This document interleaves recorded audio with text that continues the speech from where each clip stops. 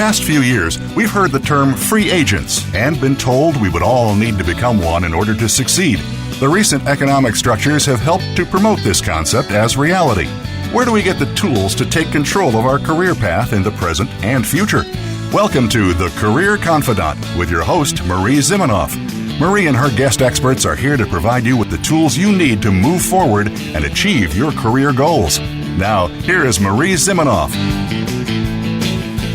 Hello and welcome to the Career Confidant. We're glad that you're joining us here today. And as always, you're going to be glad that you joined us because we have a guest who specializes in helping individuals get back to work after a caregiving break. And Leanne Rodd is a certified career coach as well as director of talent for FlexProfessionals. So thank you so much for joining us, Leanne. We're happy to have you here. Thank you, Marie. I'm looking forward to the conversation. Yes, so it has been, it's been quite the last 18 months for caregivers, no matter if they're taking care of children or aging parents or anything there in between. It's been quite a ride. What have you seen in the last 18 months focused on this population?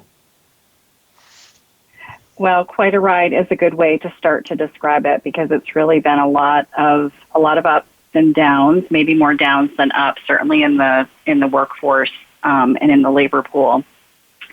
We work mostly with women, so I'm going to refer to women throughout some of my comments, but just to let you know, we work with women and men. I think this can apply to anyone who's in a caregiving role. But, looking back to pre-pandemic, it seems like a long time ago now, but back in January 2020, women had just tipped the scale to a 10-year high at almost 51% of the professional workforce. And fast forward to September 2021 in the most recent job report, that number in the span of exactly 18 months dropped to a 33-year low. So from 10 high to 33 low. So the pandemic has really been a major stress test and even creating a care crisis within our country and within our economy. 2/3 of caregivers are women, and we've all either experienced directly or heard from friends and news reports that women have shouldered a disproportionate amount of responsibility for childcare, for homeschooling, the things you mentioned, elder care, and added on to that is this layer of what the pandemic has brought, which is new things like scheduling, vaccines and tests and crunching data and providing some mental health support for both immediate and extended family and so on.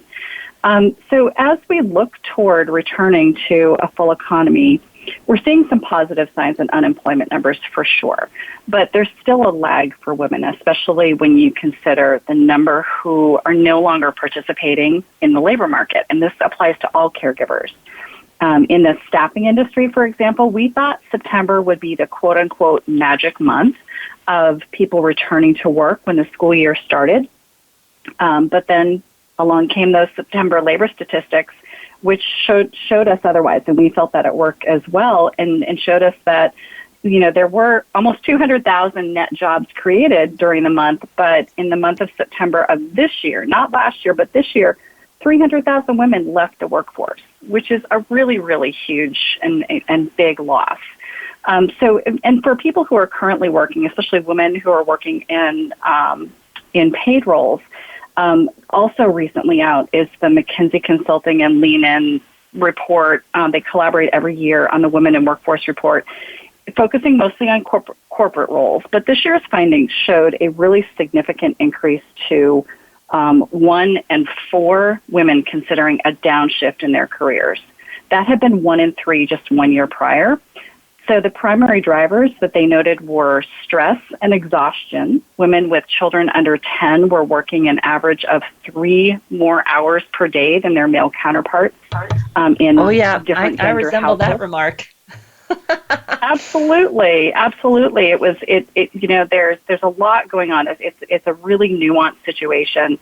But in the work world, women have also taken on more responsibility of some of the less visible and unrecognized tasks that are super important, like heading up diversity, inclusion, and belonging initiatives at work. And so there's a lot of stress and overwhelm that comes along with the dual roles that a lot of women are in.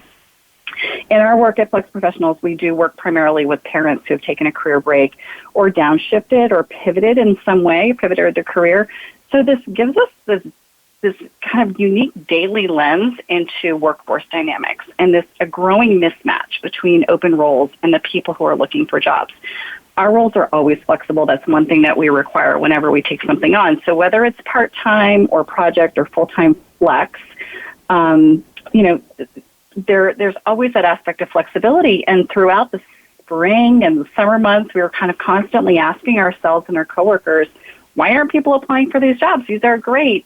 Even the jobs that we would call kind of plum positions, high pay rate, extreme flexibility, those are sometimes hard to fill. And we just heard time and time again from our candidates that they would start looking and let us know in September. It was always, we'll see you in September. And we've definitely seen an uptick in interest. This, again, is in our own microcosm, but it hasn't been any kind of full swing return to normal. Job seekers are, in general, being really cautious about the school year and their work commitments. Some families have figured out how to make their budgets work on a lower income level, and they're not rushed to change that situation or equation. And this forced pause or a little bit of a reset has caused a lot of people to consider or maybe even reconsider what they want from a job or an employer as they move forward, placing more of a focus on the fit and culture of a job and an organization. On a positive note, right, so one of the ups of this roller coaster is that caregiving has definitely gained visibility and stature. We've seen the kids and pets in the background of Zoom calls for women and men. We've gotten a little glimpse into our coworkers' lives outside the office, and so it's really brought that humanity into the workplace. And for some women, maybe this has created a little space to choose how much of that, extra caregiving burden or responsibility they were taking as they move forward in the traditional workforce. So I know you're not, and at our company, we're not aiming to be the sole solution to any social structure issues or provide advice on the division of any unpaid labor. But I can say that in working with, over the past 10 years, thousands of women and hundreds of hiring teams, we see our role in this talent space as one of just sharing information to help women and men, caregivers of any gender, return to work, to stay in the workforce if possible, or pivot their careers. So basically, providing options between opting in and opting out, or those on-ramps for people returning to paid work. All right, so let's get a little bit more into the specifics here. And, we just had a situation posted in our Facebook group. So we have a Facebook group for career thought leaders. These are career services providers who bring challenges that they have with clients. And I have found this more with men than with women, and I'm wondering if you've seen this as well. I've got a colleague who's working with a male client who's been out of the workforce for a couple of years doing the kids raising, and now looking to come back to work and having a hard time getting excited about anything. And I have seen this more particularly with men when they take a break, that when they kind of go to get started, everything feels lackluster. Nothing really clicks. Nothing seems exciting. Have you worked with that before? And do you have any tips for our colleague in getting that person re-engaged with the workforce? Don't think that that's gender specific. I think we've seen that across the board. We do quite a lot of, it used to be workshops, now it's webinars, but we do quite a lot of work with people who are in various stages, and again, men and women. I think that this lacklusterness that you're describing ties into confidence levels, right? So when we're out of paid work, especially if someone identifies with their career and identifies with the value of having that paycheck, and there's less societal value on the caregiving responsibilities, at least from a money standpoint, that can bring along with it an erosion of confidence over a period of time. And the longer somebody's out of the paid workforce, the more eroded that can be. And so I think that confidence plays into that quite a lot. The other thing that I think can be happening is, when you have this forced pause that we're in now, or something that someone has been fortunate enough to choose, there, often is a shift in maybe values associated with work. So when someone is thinking about what they want to do next, they think, well, there's not a match with what I've done immediately in my past. Now what? It's that first time that for a lot of people that they have that opportunity to really dig in and figure out what they want to do next. So I think that can be part of it as well. Yeah, and that identity shifting for any of us, as you said, men or women, that shifting your identity from being in any kind of job, but sometimes we don't think about it when it's related to childcare, but your identity for 2 decades has been dad or mom, and now you're shifting that identity to something else. And this is a challenging transition for anyone, whether it's going into retirement or going out of a home or going into a home, right? I see it with moms in our moms group that when you leave your job and are with the kids full time now, there's an identity shift. Where do I get my sense of purpose? Where do I get my sense of, and you said confidence, and it is confidence in addition to that feeling of meaning and belonging. And maybe at home I was really confident and comfortable, and my kids came to me as expert. My wife depended on me in this role, and now I've got to move into a different place. And so, let's maybe even circle back around as what are some of those first steps, not just for this type of person, but for anyone who's wanting to get back into the workforce after a break. What do you suggest as some of those first steps? And I'll maybe have you give me one, and then we're going to go to a break and we'll come back and we can continue. Sure. So I love this question because for people getting ready to go back to the paid workforce after a break, the first thing people usually jump to is their resume. It's the first thing we always think of when we're looking for a new job. And while that is a big piece of anybody's career relaunch, it really should come second to getting clear on what you're looking for. That resume is your marketing document, and it's kind of like having a roadmap to what you're going to be pursuing. So whether pandemic times or not, people usually, like I mentioned, experience some kind of shift while they're on career break. Whether it's values, it could be more tactical, like wanting to travel less, travel more, manage people if you hadn't done that in the past, or maybe not manage people. So, if someone's on a career break and they have a question or questions about what they really want to do in their next job, this is that chance to, get very self-aware. It's almost like developing that interviewing superpower. You're going to get so self-aware that you're going to come across as someone who's very confident in what they're seeking. You're going to know your drivers. You're going to know your strengths, and it's a really great place to start. Yeah, and strengths can be life-giving because they can apply in a lot of different ways, but they start to give you that confidence. If someone's really stressed, strengths can be even more stressful because they aren't specific. But if someone's in that exploration phase, strengths can be very helpful because they give so much life and versatility, if you will. This person was talking about how they were focusing in on interests, and I often find that career services providers, maybe, or maybe the client doesn't want to talk about several different areas. You talk about values, interests, strengths or skills, and then I also talk about the, kind of the experience that you do have, because that is typically what people want to leverage.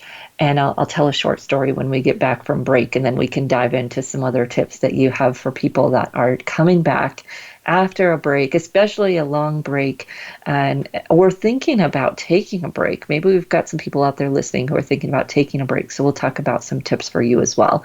We're going to take a short break, and when we get back, continue talking to Leanne Rodd from FlexProfessionals about how you can get back into the workforce or take a caregiving break. We'll be right back in just a few minutes.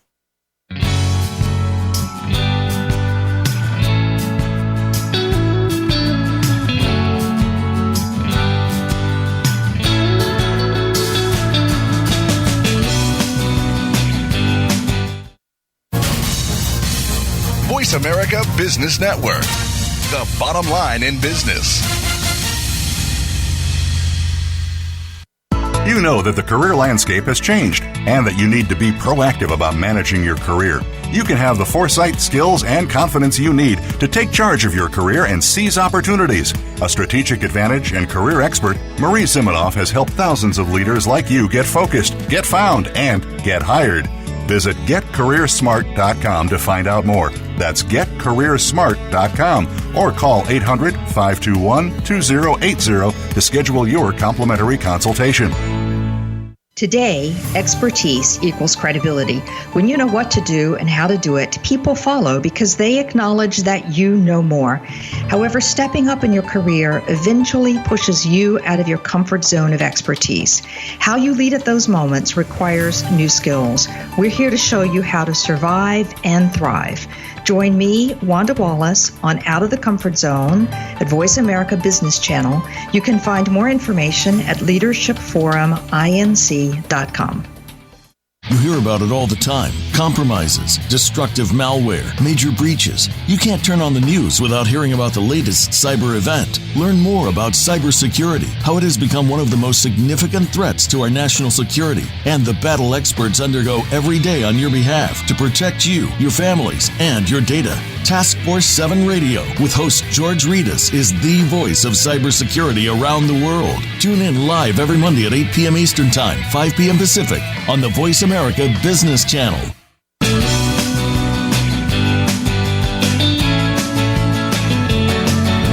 You are tuned in to The Career Confidant with Marie Zimenoff.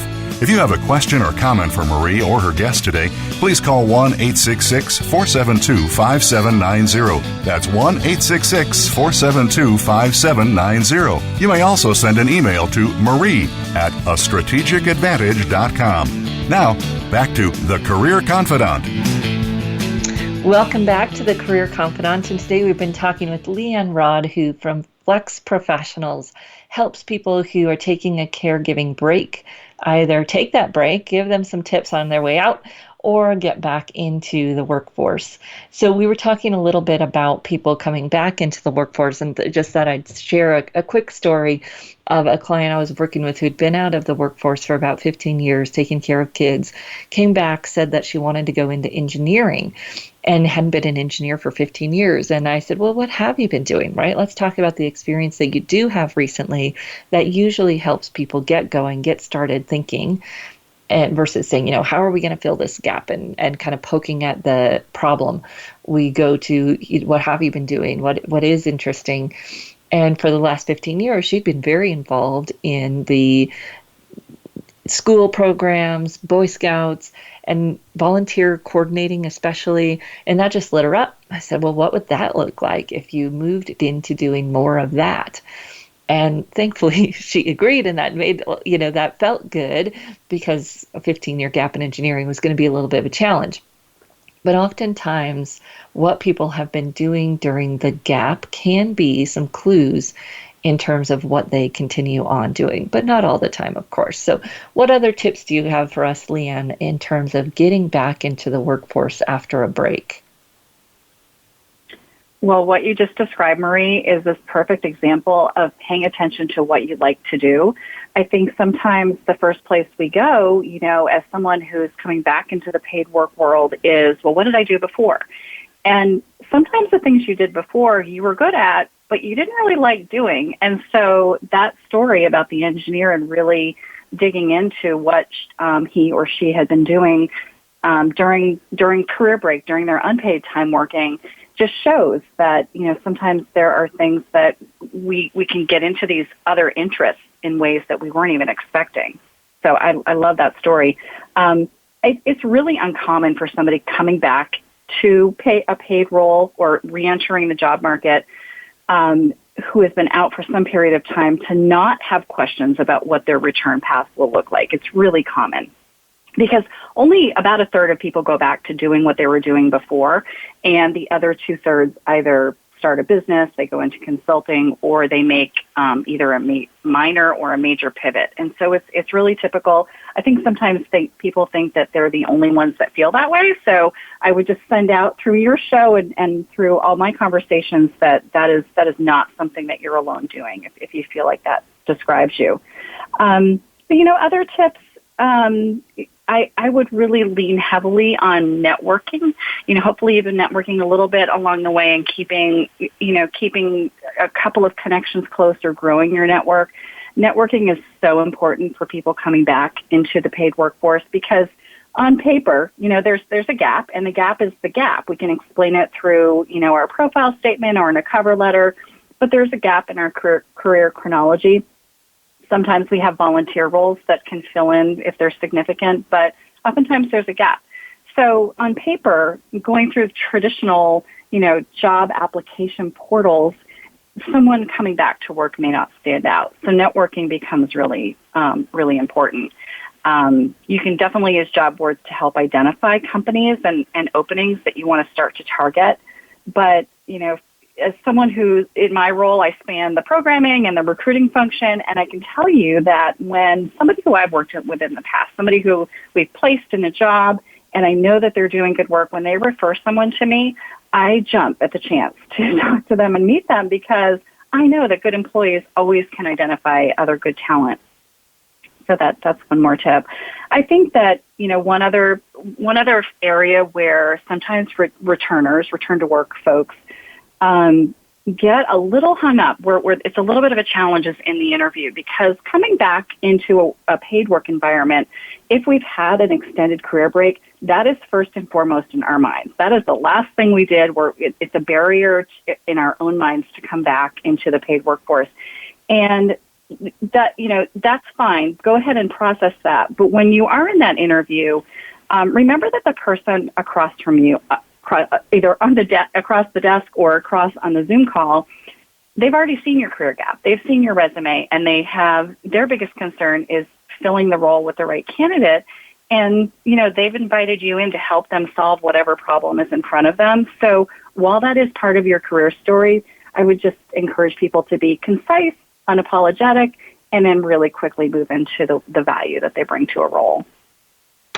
Right. Any kind of negative, when we dwell on it, it creates a dwell versus factual, moving on. No, not getting too much into the details. And this where it comes to the challenge of coming up with those stories and relevant experiences that you can share that aren't mired in the detail of staying at home. I kind of always cringed when, this was years ago, people would talk about putting domestic engineer on your resume and, talk about how you're organizing schedules and those types of things. It's like, we got to be really careful. If that's relevant, it can work. If it's not relevant, it just highlights the fact that you don't have relevant experience. And so coming up with those stories that you can tell that really connect the dots is so powerful. Exactly. Yeah. So when we think about people who are considering a career break, maybe you've got women out there who are feeling burned out. They're thinking about taking a break, or you've got men whose wives wanted to go back to work and they did, and now everyone's struggling and they're thinking, well, maybe it's time for the dad to take a break. And of course, that's a very gender specific, but one person may be thinking about taking a break. Why? What could they do? What are some of your tips for someone who's considering that? Another really great question. I think there are a lot of people, I know there are a lot of people who are in this mode right now, and I've been here personally. I know so many, friends and family members who have been and just agonized over the decision. I would say two things. First is to look at it not as a one or the other. We don't have to be in or out. There's a huge gray area in the middle. So if you're currently working, take a look at your what you might be able to do in order to stay in the workforce to some extent. We're in this unprecedented time where employers are trying to hold on to employees. During this great resignation, they're trying to stem the tide. And so I think people underestimate how much negotiating power they have in the things that they're good at and they want to keep doing. So when you're planning to quit anyhow, there's almost no downside to re-engineering for better or for worse, your role to better match your needs. There's this great 5 or 6 step framework for doing this in the Designing Your Work Life book by Bill Burnett and Dave Evans, which is basically assessing your current role, building the business case for change, and pitching it to your manager. And if your manager doesn't bite, you can revamp it and try again, or maybe pitch it to the manager of another department that you've worked closely with. Everybody does this, but especially women, we sometimes hear no to requests at work and take that as the final answer. And I would say almost everything is negotiable. And if you're going to leave your role anyway, you really don't have a lot to lose. The other thing that I would encourage people to do, and this is not meant by any means to be a scare tactic, it's more of an eyes wide open approach to leaving a role, is to really fully do the math. And for example, I work with people who say, well, I looked at my job and I looked at the cost of childcare, and I wasn't going to make anything in the end. I was going to pay everything for childcare. And that may be true, but that's the short-term cost. Those are easy to calculate. There's less pay, there's less expenses, and you can do that math really easily. The long-term costs are a little bit trickier, and you're taking into account your lifetime earnings, that compounded retirement savings plan, your increased salary due to advancement, and really taking that into account to better make that decision, I think can be really helpful. Yeah, there are a lot of factors that go into it. And as you've said, that it's not just the right now, you also have to calculate the opportunity cost. And if you completely leave the workforce now, you might have a harder time getting back in than you think you will. You might have, it may not be all it's cracked up to be. Like, you think life will be simpler if you leave that job, but then I don't know. I just think not everyone was made to be a stay-at-home parent, or, if you have an opportunity to have something more flexible. And I love your suggestion to have the conversation, because you don't know what flexibility options might be available to you, depending on the type of work you do. Of course, some jobs, that's just not a thing, but you might be able to find a job where there's more flexibility instead of just completely leaving the workforce.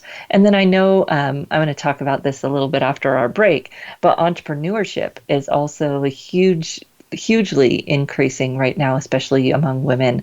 And so there might be an opportunity to do some contracting, do some side gig type things that would keep you in the loop and your skills current, so that you don't have that huge break and challenge getting back in that some people have. Not everyone has that, of course.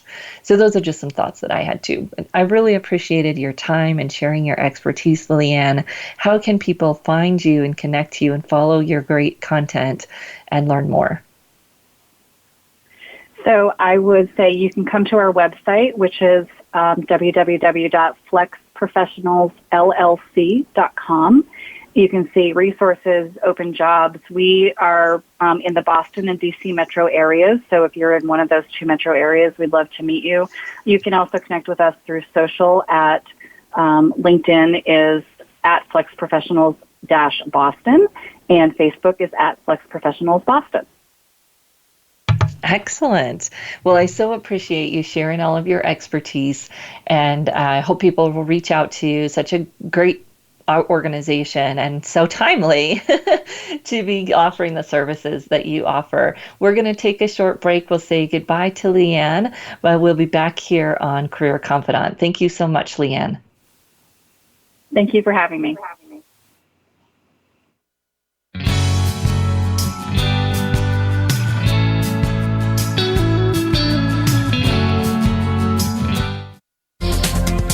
The business community's first choice in Internet Talk Radio. Voice America Business Network. You know that the career landscape has changed and that you need to be proactive about managing your career. You can have the foresight, skills, and confidence you need to take charge of your career and seize opportunities. A strategic advantage and career expert, Marie Zimenoff has helped thousands of leaders like you get focused, get found, and get hired. Visit getcareersmart.com to find out more. That's getcareersmart.com, or call 800-521-2080 to schedule your complimentary consultation. Today we live in a truly global environment. Business can more easily be conducted now in almost any part of the world. How do you, as a business owner or professional, navigate the ever-changing business landscape? Tune in to Leadership Beyond Borders with host Kimberly J. Lewis. With a worldwide resource of guests, you'll find out what opportunities and challenges surround diverse and virtual organizations. Listen live every Tuesday at 3 p.m. U.S. Pacific Time on the Voice America Business Channel. Think you've seen everything there is to see in online television? Let us surprise you. Visit voiceamerica.tv today for sports, health, business, and more on demand 24/7. Voice America Business Network, the bottom line in business.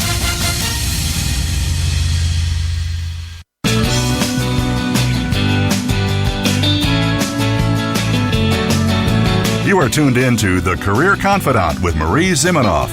If you have a question or comment for Marie or her guest today, please call 1-866-472-5790. That's 1-866-472-5790. You may also send an email to marie@astrategicadvantage.com. Now, back to The Career Confidant.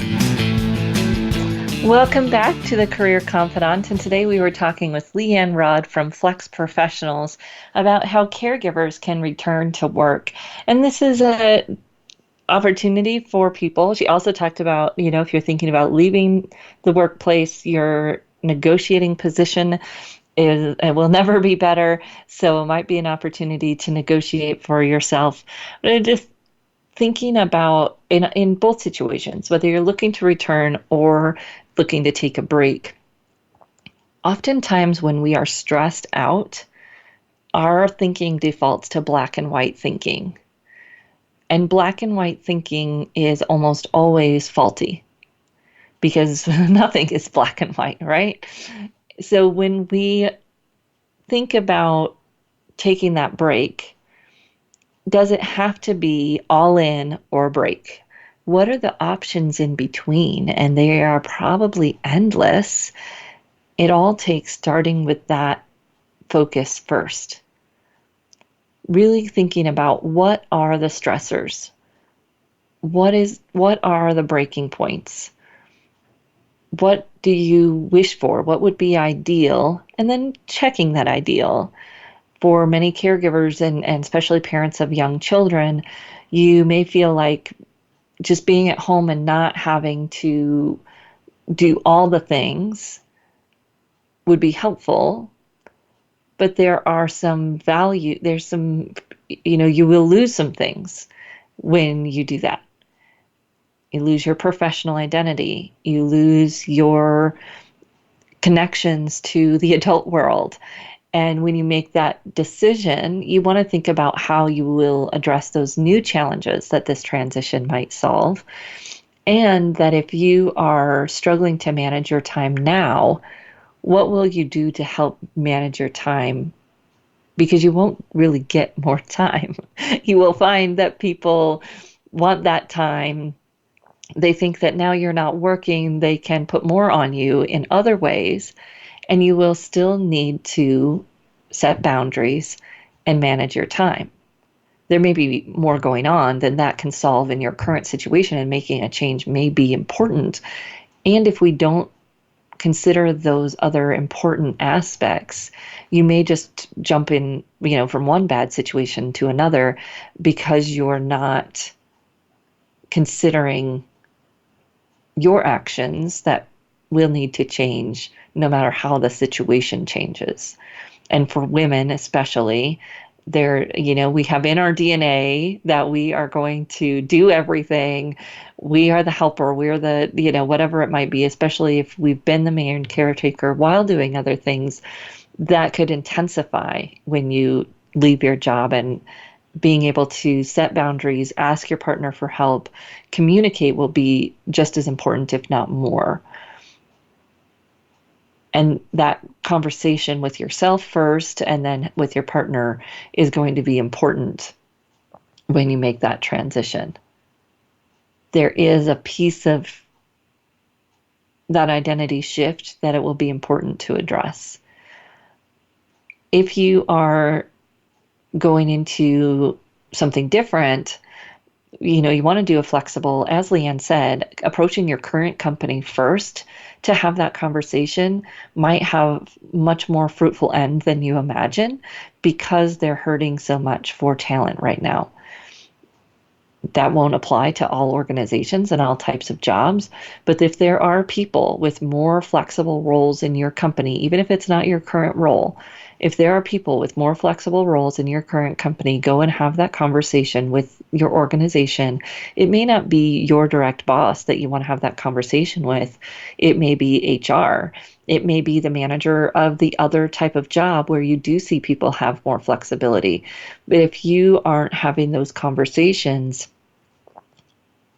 then it's going to make your transition more challenging, because they are the most likely to offer you that flexibility. You're already there. You already know those systems. You can do that. And they probably have positions open in those other areas that they would be happy to have someone who's already a proven person take over instead of having to start over with someone new. So have those conversations, and then think about the other ways that you could leverage your skills and maybe keep some sort of balance. Not balance. I hate the word balance. Integration, some sort of toe in the water in your professional life. Because if you don't, it's going to not just be harder to transition back, but it's also going to cause some of those challenges that I was talking about earlier in terms of losing your professional connections, losing your ability to connect with others. And stay-at-home dads perhaps experience this more than stay-at-home moms, because from what I can see, it's hard to connect to a community. So this doesn't matter if you're a man or a woman, and no matter who your partner is, right? If you are thinking about making that shift to staying at home, thinking about ways you can keep your toe in the professional water will have several benefits. Entrepreneurship, contracting. A lot of times people think of entrepreneurship as this big scary thing, but what if it was just you talking to a few people who could use your services on a consistent basis as a contractor? Boom, there you go. Now you have entrepreneurship, but it doesn't have to be big, scary, something new. It could even be just doing the things that you're already doing on a part-time basis for one or more people and not having that full-time job. It may not come to your earning potential in your full-time job, but it could give you enough to pay for preschool a couple of days a week or a babysitter a couple of days a week and keep your toe in the professional water, even if you're not making a whole bunch of money.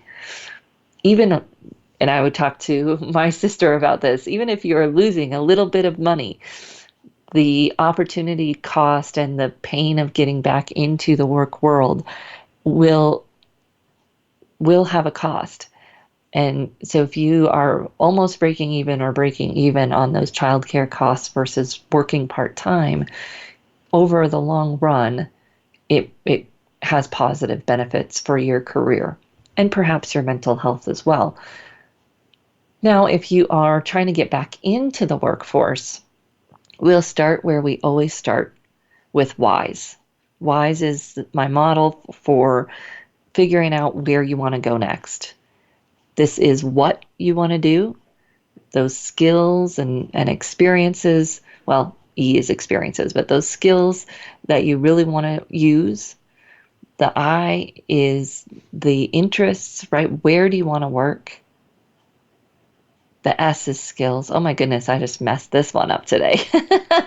So the W is why, and that's what she was talking about in terms of values. If you are struggling with getting back to work, it may be just time to sit down and really think about, do I want to go back to work, or do I feel like I have to go back to work? If this, like my colleague's client, had been out of work for 2 decades, so I'm guessing the kids are older. There's no reason, quote unquote, to stay at home anymore. So that why might feel a little forced. Like I have to go back to work, right? The kids are graduating high school and there's nothing for me to stay at home for anymore. And how can we get past that to what would be fulfilling in your days? What would bring you interest?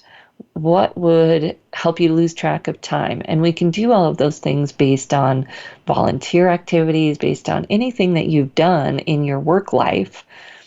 What are those activities that bring you that sense of purpose and interest and connection?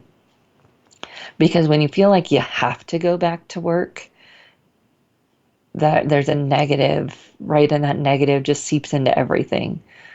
What do you want to do with your days? What do you want to do with your time? If money didn't matter, what would you do with your time?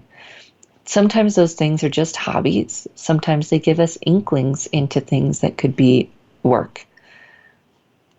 And there are people that make money doing all kinds of things, right? Especially even more has moved online with COVID.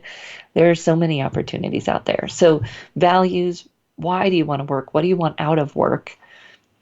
Interests, where do you want to work? What types of people do you want to work with? Then skills, what types of tasks do you enjoy doing? And strengths fit in there. And then experience, what experience do you have? Because unless you want to go back to school and get a degree, a new degree, and start something new, we're going to be leveraging your existing experiences as we move into that next phase of your career. And those can be leveraged in many different ways and very creatively. It doesn't mean you have to go back into what you were doing. And when it comes down to it, the employers want to know, what experiences do you have that show you have these skills that we're looking for, that show you can do this job? And we can connect those dots. We want to start with what experiences you've really enjoyed. We can pull out the stories, pull out the skills, and be able to transfer those to something new. And different people are going to be pulled by different areas. You might be really keyed into where you want to work, a certain cause or a certain industry that's really interesting. And then we kind of figure out what skills will be the most connected in that industry or the easiest to get into that industry. Or you may have skills and strengths that you really want to use and you've really enjoyed coordinating volunteers or whatever it is. And so then we look at the industries where those skills would fit.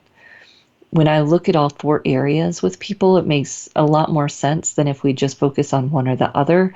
And a lot of times some of the self-help resources don't necessarily cover all four areas. So make sure you've found resources, a career services provider, webinars, whatever, that can help you look through all four of those areas. And then some pictures can start to emerge of what really does matter and what's going to drive your decision right now that may be different than what would have driven your decision even 2 years ago. The shifts that have happened in our value systems across the world have really changed how we look at work. And then we can put that together with the realistic picture of what we need out of work and find that place where the two shall meet. This is what I love to do. This is what I need to live my life. And where can we find those creative options, not black or white, just be avoidant and really think about and conscious of that black and white thinking. We're going to take a short break, and when we come back, we'll talk about 7 steps that you can take to re-engage if your career has taken a break and you're ready to get started again. We'll be back in just a few minutes.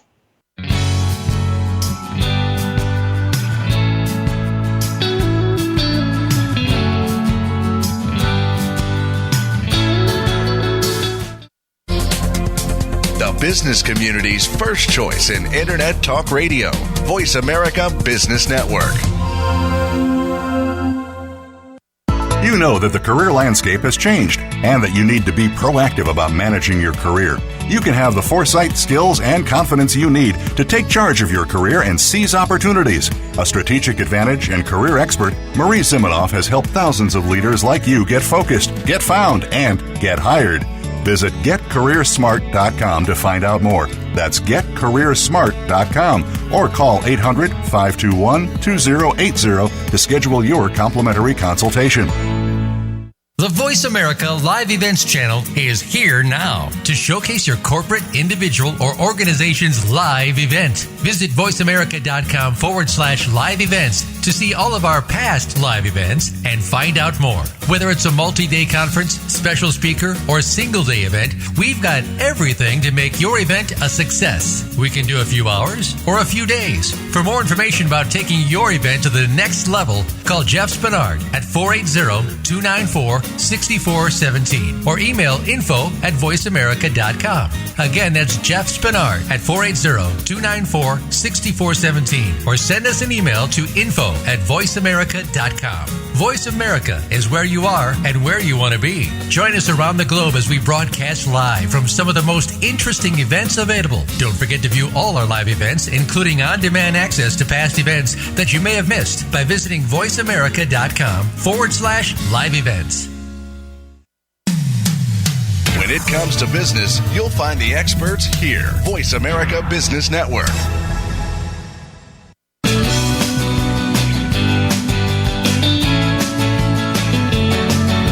You are tuned in to The Career Confidant with Marie Zimenoff. If you have a question or comment for Marie or her guest today, please call 1-866-472-5790. That's 1-866-472-5790. You may also send an email to marie@astrategicadvantage.com. Now, back to The Career Confidant. All right, so let's talk about 7 steps to re-entering the workforce. And WISE is where I'd start. Why do you want to work? Really tapping into what do you want out of work? Is it, the people part of it and wanting that interaction? Is it financial? There's nothing wrong with that. Write it down. Know what your numbers are. Is it to, fulfill a certain purpose or need or give back or whatever that looks like? And it's obviously not one or the other, but you really want to explore what is it that you're wanting out of work right now. If it's just to get out of the house, then, we're going to look for places where it's not too deep and dark and you'll have to bring it home and there's a good team to interact with either virtually or in person. But we can't look for that if you don't know what you're looking for. This can be some values assessments, values card sorts, anything career values. If you Google career values and do anything that will help you really think about what do you want out of work right now. Then the interest piece, where do you want to work? What types of industries are interesting or causes are a good draw for you? The skills and strengths, there's skills card sorts, there's skills assessments you can do. I love the Strengths Finder. It's a little bit more obtuse. It's not directly related to like work skills, but it can be helpful. And also you'll get skills out of your experience stories. Really thinking about what have you enjoyed, what experiences have you really felt like you were losing track of time, enjoying what you were doing. And those don't have to be paid experiences. Those can be volunteer experiences that you've had while you were out of the paid workforce.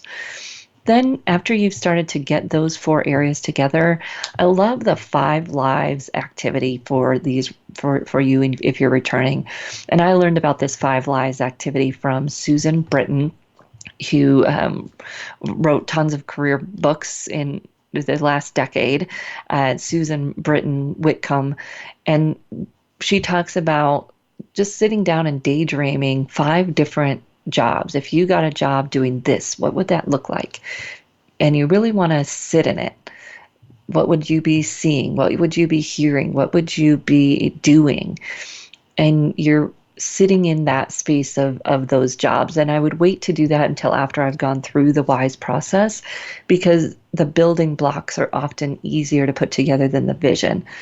And sometimes people feel differently, but when I work with people who are in a transition, oftentimes sitting down and doing visioning as their first activity is overwhelming.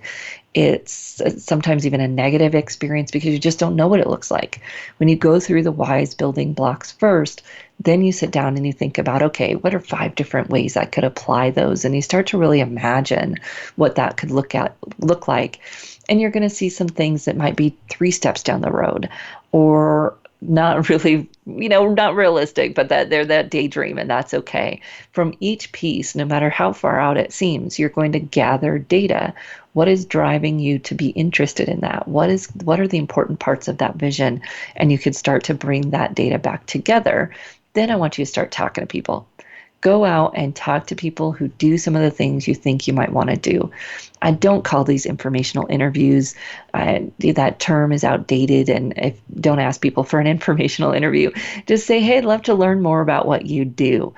Would you have 15 minutes? Could I buy you a virtual coffee? Send them a Starbucks card or, whatever kind of card you want through the virtual systems. Buy them a cup of coffee and ask them what they do. How did they get into it? What do they love about it most? What are some of the downsides? 4 simple questions. And there you go. You've got someone talking about what they do. You're building rapport, you're building a network, and you're also gathering some information. This is where the rubber starts to hit the road, because right away, even if someone else is really excited about what they do, your internal filter is going to go, nope, not so much, especially when you have that WISE framework first, and then you start to add those conversations on top of it. But it gets it out of your head or off the computer and starting to talk to real people where you're going to have more of an emotional reaction to the information that they share, and that's a good thing. Then you can do a job descriptions audit. So as you're talking to these people, you're looking at job descriptions that they've had, that they held right now. These do not have to be in your city, in your state, in your exact industry. You don't want to be looking for jobs at this point. That's going to be frustrating. You want to be looking at job descriptions, getting an idea of titles, what is starting to feel like a fit and why, and what seems realistic. I always have those 2 grading grids with people. Interest level 1 to 5 and realistic 1 to 5. Something's, not realistic at all, but it's really interesting. Then we start looking at the building blocks. How will you work your way towards that?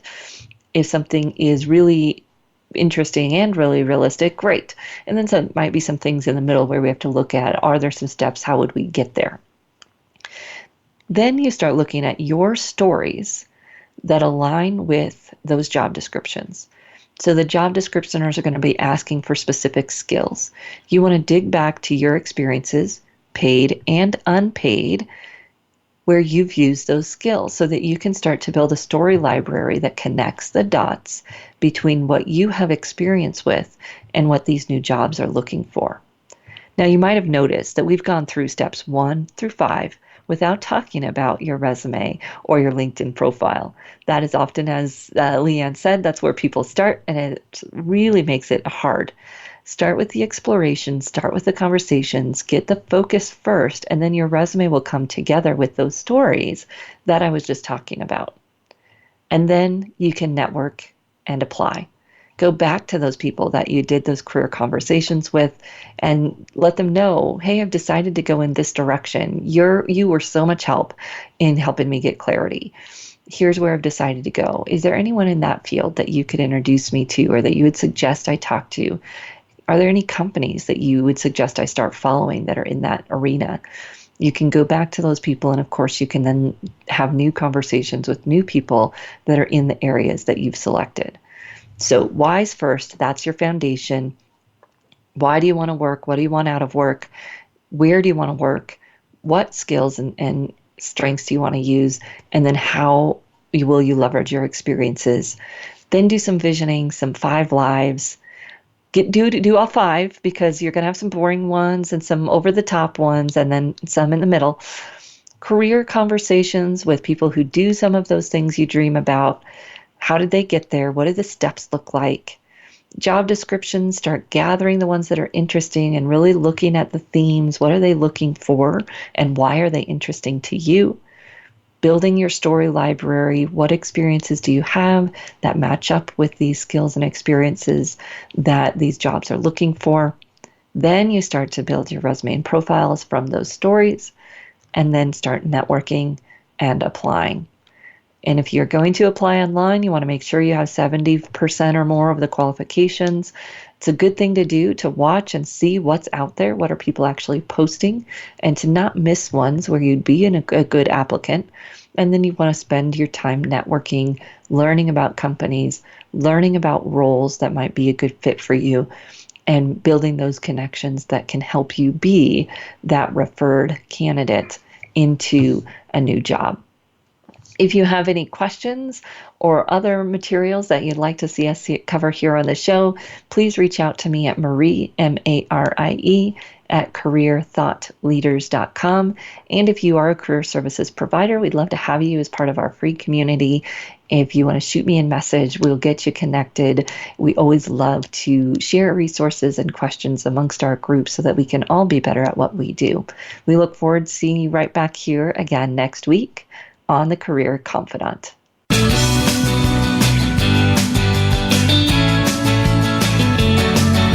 Thank you for listening to The Career Confidant. Marie Zimenoff will return again with another terrific guest next Monday at 6 p.m. Eastern Time, 3 p.m. Pacific on the Voice America Business Channel. Be sure to join us then.